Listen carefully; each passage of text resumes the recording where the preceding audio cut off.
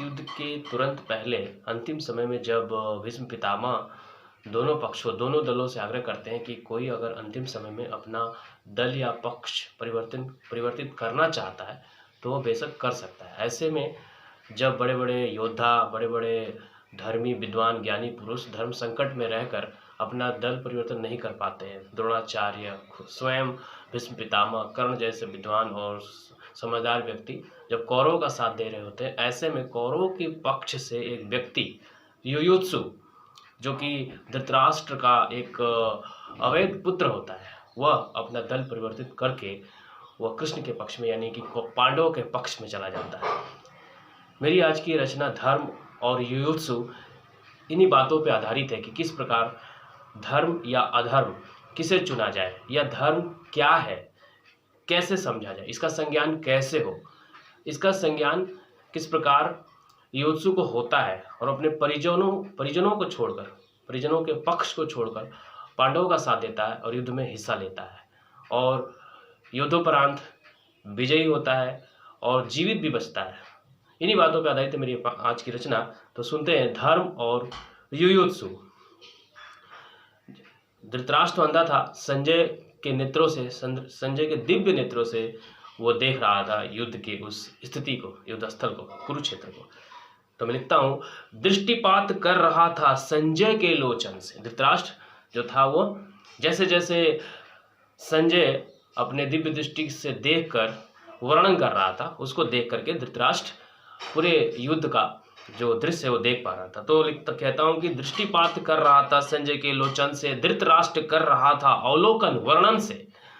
18 अक्षोणिनी सेना का समर था, 7 पांडवों का और कौरवों का 11 था।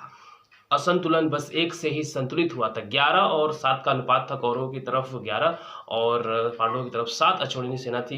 तो ये कहीं ना कहीं एक असंतुलन है युद्ध की सेना का जो ताकत है उसके दृष्टिकोण से। तो अब मेरे शब्दों में यह है कि कहीं ना कहीं 7 थे पांडवों की तरफ अनुपात, फिर भी वो जीत जाते हैं। तो ये जो असंतुलन था कहीं ना कहीं युयुत्सु के दल परिवर्तन की वजह से शायद हुआ होगा। ये मेरा एक रूपक है कि शायद कदापि ऐसा लगता है कि युयुत्सु के जाने की वजह से संतुलन हुआ है। नारायणी पूरी, कृष्ण की जो पूरी नारायणी सेना थी वो पूरी की पूरी सेना साथ दे रही थी कौरवों की, उसके बावजूद ये जो असंतुलन था संतुलित हो गया था। तो लिखता हूँ कि असंतुलन बस एक से ही, एक मतलब वही युयुत्सु, असंतुलन बस एक से ही संतुलित हुआ था। युयुत्सु का पक्ष जब परिवर्तित हुआ था, नारायणी सेना से सशक्त हो गया था। जो कौरव थे नारायणी सेना से बहुत ज़्यादा ताकतवर हो गए थे, सशक्त हो गए थे। नारायणी सेना से सशक्त हो गया था, जो अशक्त हो गया था बस एक ही तीर से, यानी कि एक तीर के निकलते ही, एक तीर कौन था वो, युयुत्सु। नारायणी सेना से सशक्त हो गया था, जो अशक्त हो गया था वो बस एक ही तीर से निकल गया था, जब कौरवों की भीड़ से, अधर्म की तुड़ीर से, कौरवों की भीड़ से वो निकल गया था। कौन? युयुत्सु, और वो पांडवों की तरफ चला गया था। यही मेरा पूरे इस मेरी रचना में युयुत्सु का जो भी भूमिका रही, युयुत्सु की जो भूमिका रही पूरे इस युद्ध के दौरान या महाभारत की कथा के दौरान, वो मैं यहाँ पे चर्चा का एक धारा प्रवाहित करता जाऊंगा, तो आपको समझ में आती जाएगी। क्योंकि युयुत्सु का नाम शायद बहुत कम लोग सुने हैं, या उसकी भूमिकाओं के बारे में बहुत कम लोगों को इसका वर्णन मिलता है, इसलिए मैं थोड़ा थोड़ा बताने की कोशिश करूंगा कि युयुत्सु कौन था और ये क्या क्या कर रहा था। एक और दृश्य का अभी से ही वृत्तांत बता देता हूँ कि जब द्रौपदी का अस्तित्व हरण हो रहा था, चीर हरण हो रहा था, उस समय सारे कौरव जो थे, बिल्कुल जाहिर सी बात है कि वो अपने एक दूसरे का साथ दे रहे थे। यहाँ तक कि कर्ण भी मुख बैठा हुआ था, कुछ नहीं कह रहा था, द्रोणाचार्य जो भी थे कुछ नहीं कह रहे थे चीर हरण के दौरान। लेकिन विकर्ण था एक, और दूसरा व्यक्ति था कौरव की तरफ, विकर्ण के अलावा दूसरा व्यक्ति युयुत्सु था जो विरोध कर रहा था चीर हरण का। तो आगे हम इस पंक्तियों में देखेंगे, इसका वर्णन करने की कोशिश करेंगे। तो निकल गया था जब कौरवों की भीड़ से अधर्म की तुरीड़ से रुधिर सा वह बह गया था दुष्कर्म के शरीर से, एक अनिष्ट से विमुक्त हुआ था अपकर्म की रीढ़ से। वैश्य पुत्र था वो झेला उसने दंश था, वो एक वैश्य पुत्र था क्योंकि धृतराष्ट्र की एक दासी थी, उसके साथ संबंध बनाने की वजह से उसका जन्म हुआ था। तो मैं कहता हूं कि एक निष्ठ था। वैश्य पुत्र था वो झेला उसने दंश था, दासी पुत्र था वो पर धृतराष्ट्र का ही अंश था, धृतराष्ट्र का ही वह अंश था। युद्ध को उत्सुक तो कुरु का ही वंश था, वो युद्ध को लिए उत्सुक था क्योंकि अगर वो निष्क्रिय रहता तो सोचता कि क्या मुझे करना है, मैं अपना जिस सेना में पड़ा रहता हूँ मैं, लेकिन वो युद्ध के लिए उत्सुक था, युद्ध के लिए कहीं ना कहीं तत्पर था, सक्रिय था। तो उसने दंश झेला था, दासी का पुत्र था, उसके बावजूद मैं कहता हूं कि दासी पुत्र था वो, धृतराष्ट्र का ही अंश था, युद्ध को उत्सुक वो कुरु का ही वंश था। ध्वंस था कुरुकुल का हस्तिना का अस्त्र था, ध्वंस था कुरुकुल का हस्तिना का अस्त्र था। विजयी था वह रण का नहीं वो परास्त था, अदम में उसका तेज था, स्वभाव से विरक्त था। कौरव तो कौरवों का भ्रात भी भक्त था, कौरवों का ही वो भाई था, फिर भी उसने कदम अलग उठाए धर्म की तरफ, धर्म संकट में वो नहीं फंसा औरों की तरह। तो विजयी था वह रण का नहीं वो परास्त था, दम में उसका तेज था, स्वभाव से विरक्त था। कौरव तो कौरव का भ्रात भी भक्त था।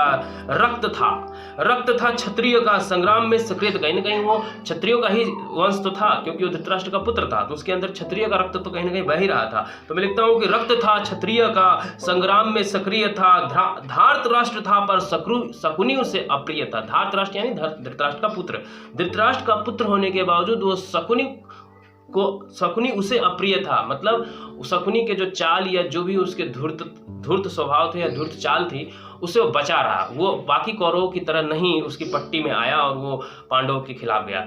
वह धार्तराष्ट्र होने के बावजूद शकुनि उसे अप्रिय था, धार्तराष्ट्र था पर शकुनि उसे अप्रिय था।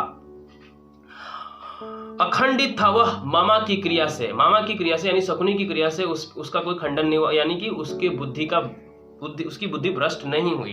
अखंडित था वह मामा की क्रिया से, अविचलित था वह दूरित विद्या से। संध्या थी उद्विग्न जब मुख हुई सभाती। अब मैं चीर हरण पे आता हूं कि संध्या थी उद्विग्न जब मुख हुई सभाती, पूरी की पूरी सभा मुख थी। स्त्रीत्व हरण से हृदय में व्यथा थी, तब कौरवों में वह अपवाद बना था। सारे के सारे कौरव स्त्रीत्व हरण के लिए चुप थे, यानी कि कहीं ना कहीं समर्थन कर रहे थे स्त्रीत्व हरण का, लेकिन इस मुख सभा में वही एकमात्र था जो अपवाद बना था। तो मैं कहता हूं तब कौरवों में वो अपवाद बना था, विकर्ण संग उसने प्रतिवाद रचा था। हस्तिना ने किया था रणभूमि रूप धारण, नहीं था संग्राम वह कौरवों के कारण। धर्मियों ने दिया अधर्मी, मैं कहता हूं कृष्ण भगवान भी कुछ समय कहते हैं कि ये किसी अधर्मी की वजह से युद्ध नहीं होता है, युद्ध तब होता है जब एक धार्मिक व्यक्ति या एक धर्म का साथ देने वाला या धर्मपरायण व्यक्ति जब धर्म का ही साथ देना छोड़ दे या धर्म के बारे में ही सोचना छोड़ दे, तब होता है युद्ध। तो कहता हूं कि हस्तिना ने किया रणभूमि धारण, नहीं था संग्राम वह कौरवों के कारण। धर्मियों ने दिया अधर्मियों का साथ था, भीष्म द्रोण और कर्ण का ही हाथ था। ये लोग धार्मिक व्यक्ति माने जाते हैं, इन्हें महान व्यक्ति कहा गया है, लेकिन फिर भी इन्होंने धर्म का साथ देने में कहीं ना कहीं विचलित हो गए थे। तो मैं कहता हूं कि भीष्म द्रोण और कर्ण का ही हाथ था। युयुत्सु ने किया धर्म का सम्मान था। ऐसे में युयुत्सु जो खुद भी, देखिए हम हमेशा कहते हैं कर्ण जो था कहीं ना कहीं अपने मित्रता की वजह से उन्हें कौरवों का साथ दिया। द्रोणाचार्य कुलगुरु थे तो साथ देना था। भीष्म पितामह भी अपने बड़े एक प्रतिज्ञा की वजह से उन्होंने कहीं ना कहीं कौरवों का साथ दिया। फिर भी धर्म संकट में पड़े होने का बोध तो कराया ही उन्होंने, लेकिन ऐसे में युयुत्सु किसी भी धर्म संकट में न पड़ते हुए आगे बढ़ा और धर्म का साथ दिया। तो लिखता हूं कि युयुत्सु ने किया धर्म का सम्मान था। धर्म की छोर से उसे युद्ध आसान था, उसे धर्म की तरफ से युद्ध लड़ना आसान लगा। उसे लगा कि